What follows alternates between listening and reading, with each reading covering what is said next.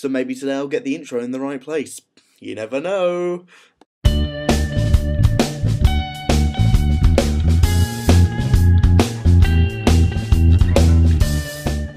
So, I had recorded, emphasis on the word had, recorded the song for my challenge, but somehow I deleted it, and that makes me, I've got my hand, you can't see me talking, that makes me very sad, and I couldn't be bothered to record it again today, so I'll do it this week. Oh wow, puff. Sorry, I'm gonna sort that out. I'll do it again this weekend, and it will be on my Monday video. Yeah. Fringe. We finally hit 10 subscribers, which is pretty alright, really. So thank you guys, thank you for subscribing. So today's video is a continuation on this week's theme, which is Doctor Who. I could have covered quite a lot of stuff about Doctor Who in the last episode, but I think I'm going to talk about what made me such a big fan of Doctor Who. I think, like I remember watching like bits of Doctor Who as I grew up, because I was younger, I didn't really like it because I didn't really watch it, I didn't really pay attention to it. It was just something my dad put on, and I couldn't watch cartoons, and it was annoying. But I remember my dad telling me about the new series when it started, so we should watch it because I think you'll enjoy it. So I did. A few episodes in, I think it was, I only watched, I think the first, I can't even remember what the first episode I watched was, but I think it was actually the one, funnily enough, that you said Mom that was got you into Doctor Who, and I think actually that kind of speaks the same for me. I really enjoyed the episode.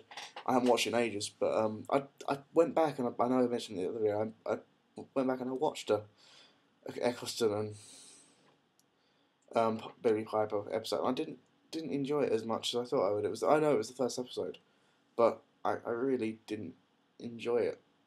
I don't know, but I really like the new stuff. I really love where it's gone. I like that. I'm gonna be controversial. Gonna be out there, crazy.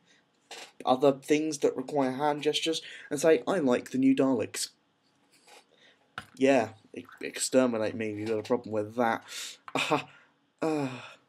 Sorry, that's because there was a sort of few instances of isolated violence. But from what I've seen, actually, the police were like provocative. The BBC didn't really report on it that well, but there was, basically I think the phrase we used was kettled. The protest basically kept them, kind of in a really confined space and let a few out at a time. And then they decided to charge them on mounted. They sent mounted police in and they charged the protesters, which is, to be honest, just disgusting. And whether you agree with the protest or not, I think you can't agree with that kind of reaction by the police. I know some people don't think the protests are right because there needs to be cuts, but yes, there needs to be cuts. That's not something I didn't deny. But also, that needs to be balanced with raising taxes for the extremely wealthy.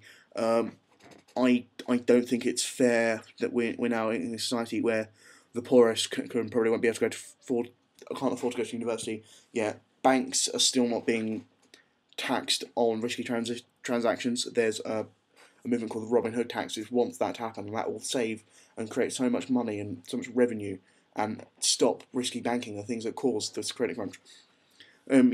We have situations where footballers, they do a job, they're working, they work hard. I'm not gonna, but not to the sum of some of them earning 140 grand or something a week. I mean, that's disgusting. 140 grand a week, 140 grand a year is excessive. But apparently we think that's the norm, and it's okay for them to give maybe a couple of grand to charity or so, and that being a big deal. It's but yeah, I think there needs to be a bigger balance on that kind of thing. So yeah, if you have any comments, leave them in the doobly-doo.